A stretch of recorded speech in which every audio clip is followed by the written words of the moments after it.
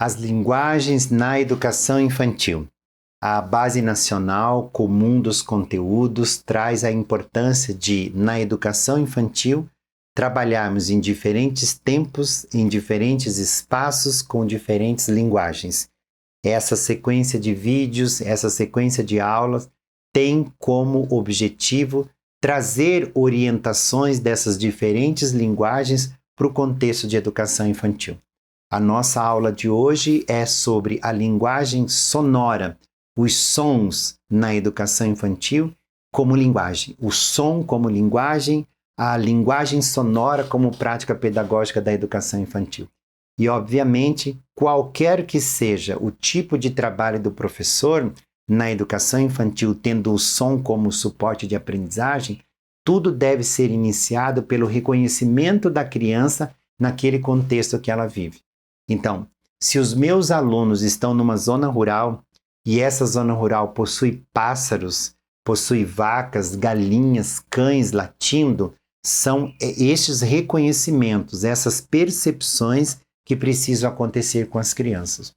A linguagem sonora, ela é uma codificação que deve ir acontecendo pouco a pouco, porque as crianças andam por aí sem prestar atenção nisso tudo, ou prestando pouca atenção. O trabalho inicial da educação infantil é ir mostrando percepções que muitas vezes as crianças não têm.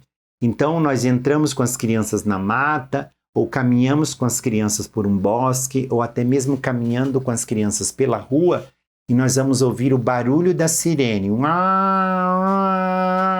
O que esse barulho diz? O que ele informa? Qual é a informação completa desse barulho? Há um automóvel com muita pressa porque dentro dele tem uma pessoa correndo risco de vida. Ou a polícia precisa sair muito rapidamente e tem aquele barulho. Mas tem um pipi, pipi, que é a buzina do carro. O que é isso? Por que nós precisamos de buzinas? Né? E de repente nós temos um guarda. Por que precisamos do guarda? E logo de manhã muitas crianças têm um galo cantando. E logo de manhã muitas crianças têm uma vaca berrando. Tem uma cachorra, uma cadela latindo. Então, o trabalho de educação infantil é posicionar a criança no mundo que ela está inserida. E essa posição é do mundo real dela. Quem está na zona rural se posiciona na zona rural, quem está na zona urbana se posiciona na zona urbana. O primeiro momento desse trabalho é o reconhecimento local. Mas não podemos ficar só ali, porque quem está na zona rural acorda com o galo, ouve a vaca, mas também precisa reconhecer os barulhos que tem pelo mundo, os sons que estão pelo mundo.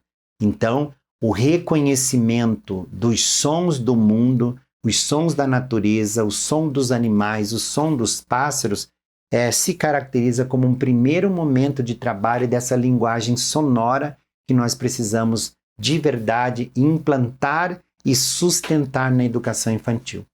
Logo depois, vem alguma coisa parecida com como é que nós organizamos a nossa fala.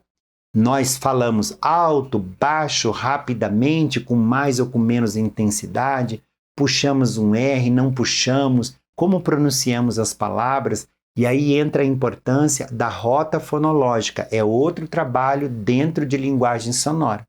Porque a rota fonológica, ela orienta a criança para a consciência fonológica. Então, se eu tiver que dizer, por exemplo, caneta, a criança pode olhar para esse objeto e pode começar a juntar esse objeto a esse som.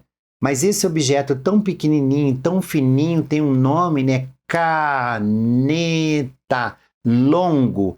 E eu escuto 3 unidades sonoras bem distintas. Como é que isso acontece?